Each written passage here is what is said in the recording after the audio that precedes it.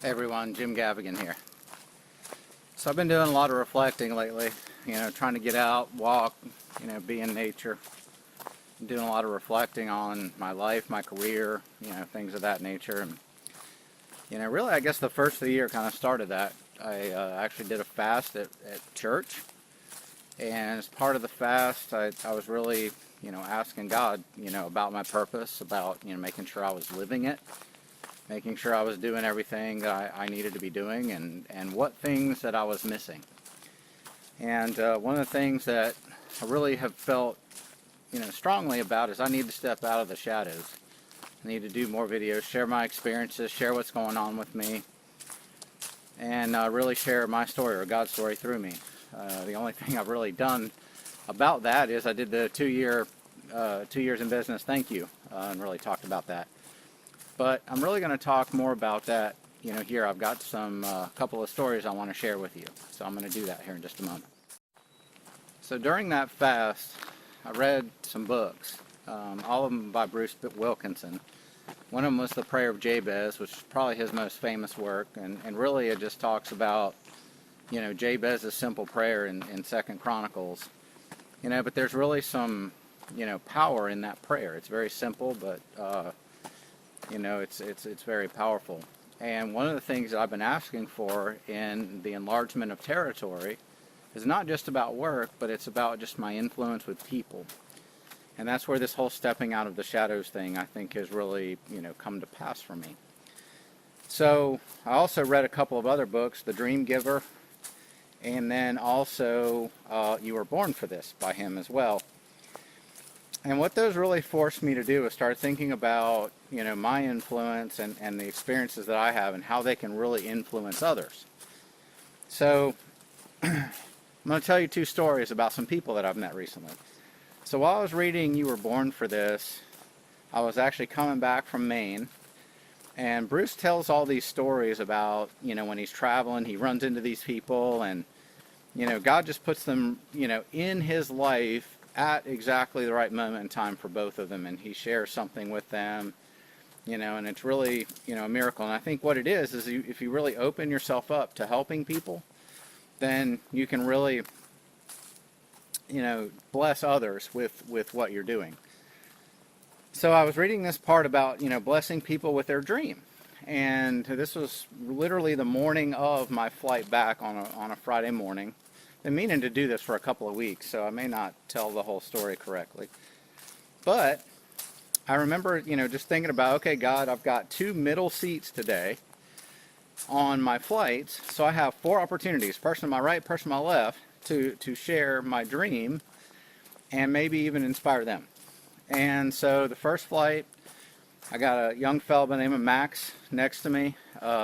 Young fellow or young lady, I'm going to protect her name.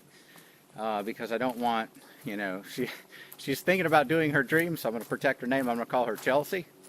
So I have Max and Chelsea. And so Max, he's going to school. He's in his final semester, doing business, entrepreneurship, some kind of a entrepreneurship program. And Chelsea, she's, in business, and she was up there for a client meeting. And so, I talked, small talk a couple of times. It was great, but I didn't really sense that either one of them really needed anything. Was I wrong? I was really wrong on that. So, I don't know, I start, reading this book some more, and I don't know, I just had this nudge in my heart, right? Put the book down. So I asked Max, I'm like, tell me about this entrepreneurship program you're in. So he tells me, and, I ask him kind of what his dreams are, what he's looking to do, potentially. And, he tells me, and so I started sharing with him my journey and how I started Industrial Insight and how much of a risk that's been, how difficult it's been at times. And I remember quoting a book, I posted this on my LinkedIn profiles, from a fellow named Ken Davis, and he says in this book, I can't remember what it is, I'll link to it, I'll put a link in the videos on YouTube and on LinkedIn, but I remember him specifically stating in this book, whatever it is that if you're looking to do something, what is it you would do if you were not afraid to fail? that's probably what you ought to be doing. And how many times do we, as human beings, we're afraid to fail? That's a giant we face every day. And, sometimes it holds us back from going after promotion, from starting a business, starting a ministry, doing something in our personal life to help others because we're afraid. So anyway, I tell this, I say this quote, and Chelsea next to me says, "That's really great advice." Something kind of nudged like, something's going on over here to my left. So I continue to tell my story. And I don't know, I just feel this nudge. I look over at Chelsea and she's almost in tears. And so she's like, "I have this dream of starting my own business." And she's in an industry where she could easily do that. But what's holding her back? Fear. Fear. And so we talked through it. She's got all the connections. She's got all the personality. She's got the smarts. She's got the vision. She has everything she needs. And she was actually getting ready to do it when divorce hit. Her husband left her. She's got a small child and just, kind of stole her dream. And I said, you can't let that stop you. I mean, maybe it puts it on pause, but you can't let it stop you. And so we talked about, well, she's like, "But I don't have any money, this divorce really, hurt me financially." And as we get to talking, turns out her father does have money. And she fully believes, as do I after hearing the story, he's probably got enough money to let her borrow some to get started and probably would love it, probably would back her and go crazy. So anyway, we finished talking. She was almost in tears several times, and I think I convinced her to pursue her dream. So I sent her a message on LinkedIn, later that day, said, "Hey, it was really great talking with you. Really, it was awesome to be a part of that." And she was thanking me, and I'm like, well, that was just God working through me. That wasn't me. Because that's really what was going on. I had prayed specifically for this to happen. And so, I checked up on her after that, and sure enough, she's pursuing that dream. She's bought a computer. She's talked to her parents. Her parents are really excited about her dream. She really thought her parents would be opposed to it. But she is now going after her dream. Now, maybe not like full bore. She's going to have to probably do this part-time while she's working. But she's pursuing her dream. Her fear's gone. Well, it may not be gone, but she's facing it. Let's put it that way. And so I think really for everyone, including me. I mean, trust me, I've been afraid. Gosh, I probably get afraid once a month, doing what I do. I've taken the biggest risk I've ever taken in my life, starting this business and running this business, trying to expand it. It's hard. It's hard. So anyway, that's one story. And then I'm going to tell you Jeff's story here in just a moment. Let me kind of recollect my thoughts where I can try to tell it a little bit, cohesively. All right, so let me tell you Jeff's story. So I can actually use his real name because he's pursuing his dream now. When I was originally thinking about filming this, I couldn't have used his real name because this wasn't a reality yet. So Jeff and his wife came to the church that we belong to, had actually come to the church we used to be a part of, and we always kind of used to chuckle at them because they would always come in late. We're like, all right, everybody's in, we can close the door now. Jeff and his wife are here. And but what's interesting is they came in late, harried, and the usher set them right in front of me, and they instantly recognized us. We recognized them. We got to talking with them, and they were really moved by the service. I mean, she went up at the front of the front of the church, when we were doing kind of this last song, and just got on her knees and prayed. And they conveyed that they've been struggling a little bit in their marriage here recently because Jeff's traveling so much. And so we get to talking a little bit about what Jeff does and all those kind of things, and talking about I know what kind of strain Christina and I both know what kind of strain travel puts on a marriage. And they were just both sharing like, man, Jeff really needs to come off the road. So anyway, we get to talk about what he does, and he's a consultant. And I said, well, have you ever thought about going out and doing your own business?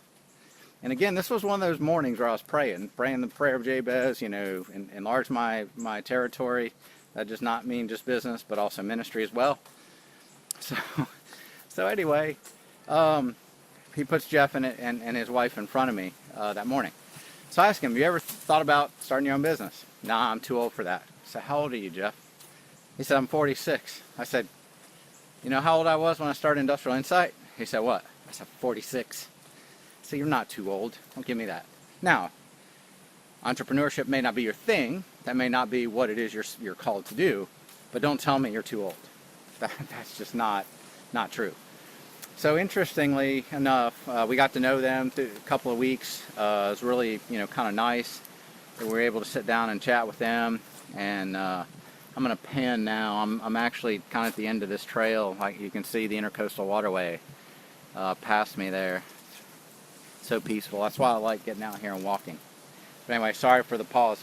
But anyway, fast forward a few weeks, and Jeff gets this phone call from a former customer here in Jacksonville.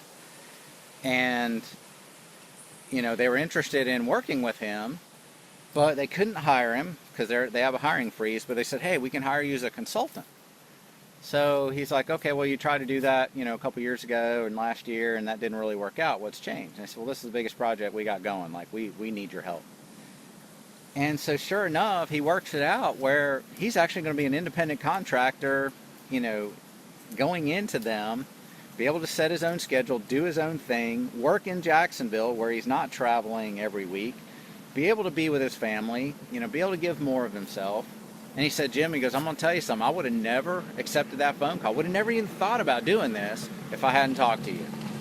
Now, I have no idea where God's going to lead him, whether he's going to eventually be an entrepreneur and have his own consulting firm, or, if this is a temporary stopover. But one of the things is, he was afraid.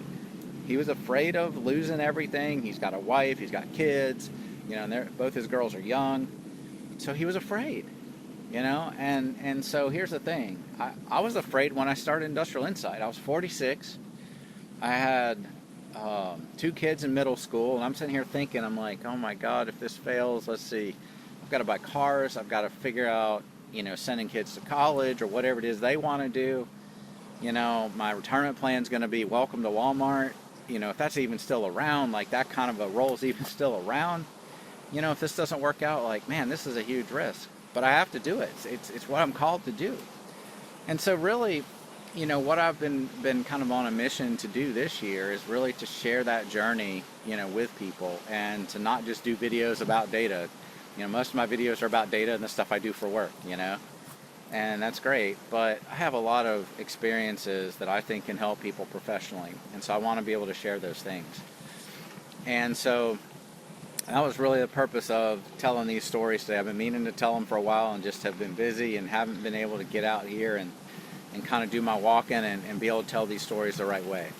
But what I challenge you, and I challenge you at the end of my 2 years in business video, is, are you living God's given purpose for you? Because here's the reality. You've been put here for a reason. You live one life. You've been put here for a reason. And are you living it? That doesn't mean are you going out and starting your own business, because not everybody's cut out for it. Trust me on that one. Sometimes I question whether or not I'm cut out for it. But, is there a ministry? Is there a promotion that, or a role in your company that you should be after, or a completely different career path? Like, maybe you're an engineer and you've always wanted to be an accountant, or vice versa, and you want to, switch roles, and you're just afraid. You're afraid to take that step, and you're at a point in life when things it would be difficult to do that. Well, I challenge you. If you have a dream in your heart, and it is something you feel convicted that you ought to be doing, find a way to go get it done. Find a way to go get it done. Because if you're living your passion, you'll never work another day in your life. I don't. I mean, even when I'm working, I love what I do, so it's not work. So I don't mind working until 9 o'clock some nights. Then other days I take off during the day sometimes, like this, I just need to come out and get a walk, and get something done. So anyway, I just want to challenge you guys. I wanted to go over this, go over these stories, and really live your purpose. Live your purpose.